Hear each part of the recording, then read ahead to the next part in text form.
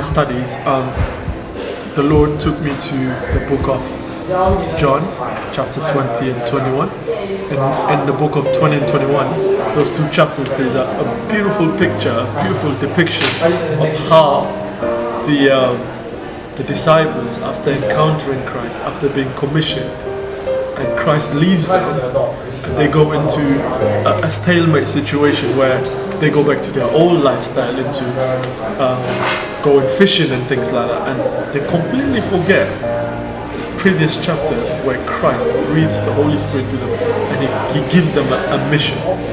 And that, I was thinking, what just happened? If you read those two chapters, you look at it and think, what just happened? How do you go from this place of ecstasy high with the Lord, the next chapter you're on a low, you're on a down? And I was thinking, what happened to that mission? If the Lord gives you a mission, He commissions you, how do you go from that high and just completely forget about what He has told you and what He has commanded you to do? And as I began to reflect on that, it just reminded me of where the church is and where the current state of the church and where believers are at. And I began to pray and I began to ask, what happened? What happened?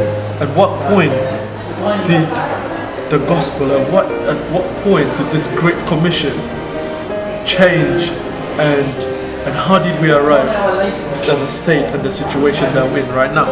This is how it goes. So, Christ resurrects, and He has got several encounters with them. One of the last encounters, which is recorded in the book of Acts as well, is where He meets them in the room, where He tells them, do not go anywhere before the Holy Spirit comes on you. That's when you'll be empowered to do the great works He's commissioned them. So in the book of John, this is how it's depicted, and this is how He tells them. Verse 21, it starts by saying, again He said, peace be with you. As the Father has sent me, so I am sending you. And He breathes on them and says, receive the Holy Spirit. If you forgive anyone's sin, they are forgiven. If you do not forgive them, they are not forgiven. So that is the commission. He sends them out. So the disciples at this moment, they're empowered by the Holy Spirit. They're ready. They're ready to do the work. So imagine you've spent 3 years with Christ. He has personally invested in you. Those 3 years that Christ spent with those 12 disciples, He elected them, chose them, and He perfectly demonstrated what it means to have fellowship with Him in the natural, how to live life. So He's shown them everything. Not only that, He called them out of their, imagine, you look at all their calling, where they were. You look at Peter and them, Lord, they were fishermen, they were tradesmen. He called them out of that. You look at Matthew, he was a tax collector. He called him out of his vocation, and He's given them this purpose, He's given them this mission. So 3 years, all they're all about is God, Christ. They go and see His ministry, they go and see the healing, they go and see the conferences with Him. Do you know what I mean? If you call it conference now. They spend all this time with Him, 3 years, constantly on the high. Every question they have, they go to Him. Christ, what do we do? Lord, what is this? What does this mean? Mindana, what is this? They get all of that. 3 years, He dies, He resurrects, and He spends time with them, and He empowers them, and He says, now I'm sending you. He gives them that. And then in the next chapter 21, they're not doing that work. They're not doing that. We're going to look into it, but they're not up to that business. And I'm thinking, doesn't this picture look like us? Doesn't that resemble us? Isn't that what we're about? God will call us 1 minute, we spend amazing time in the conference, and God will speak to us. We get excited. When we leave that place, we're just doing our own thing. We're literally just doing our own thing, and whatever that thing has been, that's got excited, just fizzles out, gets forgotten. And I was thinking, what happened? What is this problem, misconception, that has made modern day Christians and church ineffective? What is it? And if you look at what has happened, is that the gospel has been turned. The gospel has been twisted into a man-centered message.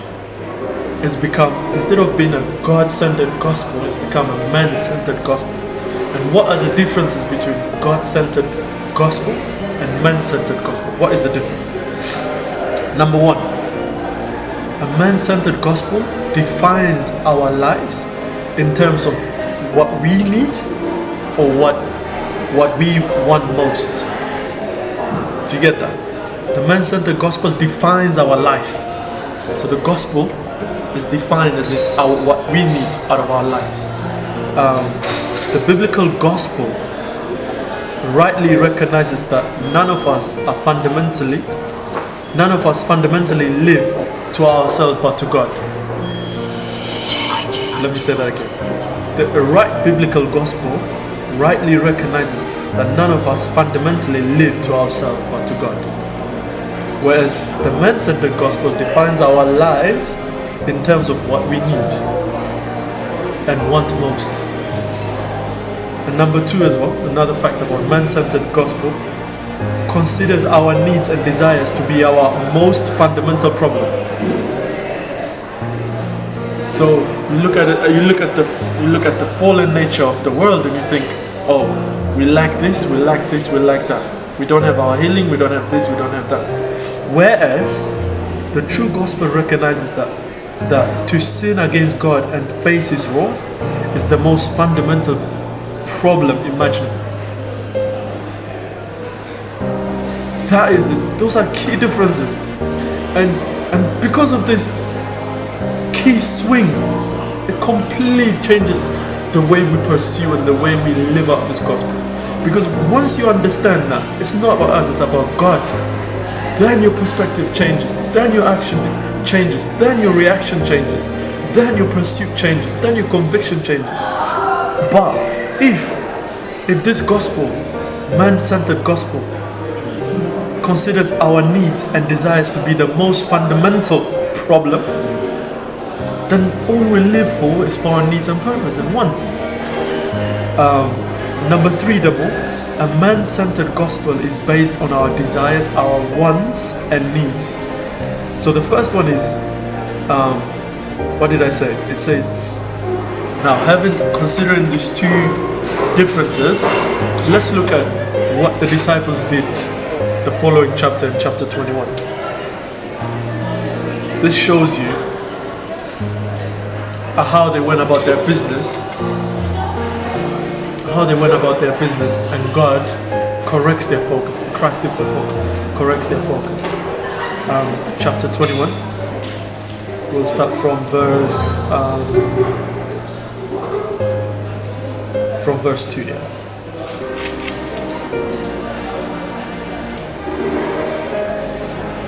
So several of the disciples were there: Simon Peter, Thomas, nicknamed the twin, Nathanael from Cana in Galilee, the son of Zebedee, and two other disciples. So they were chilling, they were hanging out.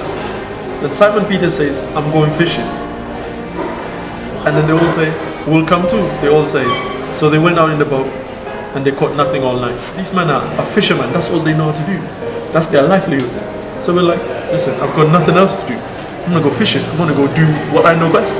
So they go into that, and they go and do it, and they suck at it. They were rubbish at it. They're not even yielding the fruits that they're meant to be yielding. Because bear in mind, when Christ called them, they were in the same vocation. He called them out of that and told them that you'll be fishermen of men. And then they've had all that amazing experience, and then Christ leaves, and then they go back to that same vocation of being useless in it. And then Christ comes.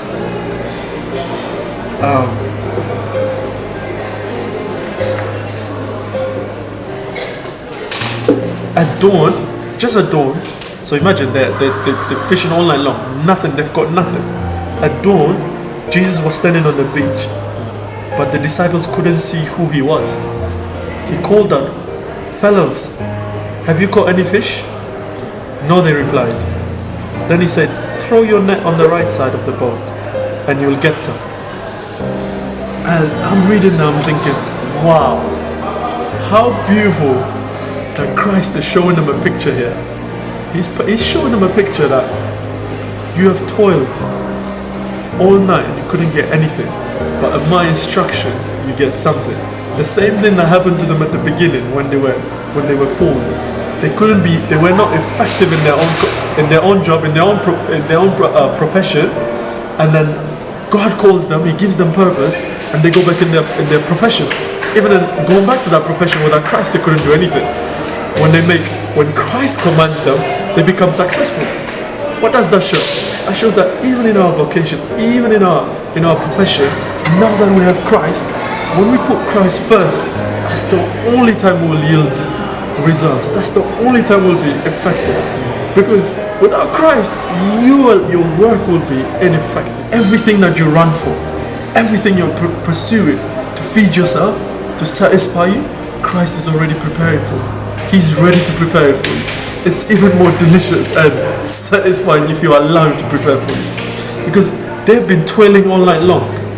Imagine staying up all night long and you come in the morning and you still have to cook. But how gracious is God? How does God depict his love and his love and his anticipation of our need? He anticipates what we need in advance, and he prepares all our need in advance. And he's showing them, all you're looking for, I've got it.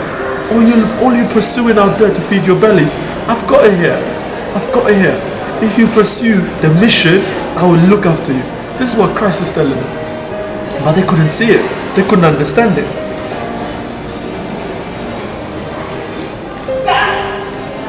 When we're running around for things, we lose focus of the main purpose, of the main focus that Christ has called us for. Christ hasn't called us to pursue things and stuff. Even our vocation is useless unless Christ instructs us in it. And this stems from the faulty gospel we've received. Faulty misunderstanding how we're meant to live our life. In this chapter, Christ shows them that first and foremost they should focus in his kingdom and righteousness, and everything else will be added. He sums it up in that. In that chapter he sums it up by literally providing everything they ever needed. They went on looking for fish, they couldn't find it. He instructed them, they get it. They come out, they're hungry. They can't eat, but he had prepared food for them. Everything they ever needed, he had it. While they were out there looking for something else, while they should be on the business of what he called them for. This is for us. When we translate this into our daily life, we will never do anything significant or great unless we really believe in the very fact that God has called us for something great and we need to pursue it. And you look at the great men that ever achieved great things for God, that we look back today, they've made history. We read about them, we talk about them, great revivalists, great men of God that have done great things, are people that sacrifice their needs and their wants. People who lived a selfless life. Until we live the selfless life, until we're ready to pay the price, forget our needs, forget our wants, and live for Christ and take on this mission God has given us, I'm afraid it's just going to be a part-time thing. And live an ordinary life, live to make our companies and our employers rich and successful, but I'm afraid our bank account in heaven will be empty. And God forbid that we end up like that.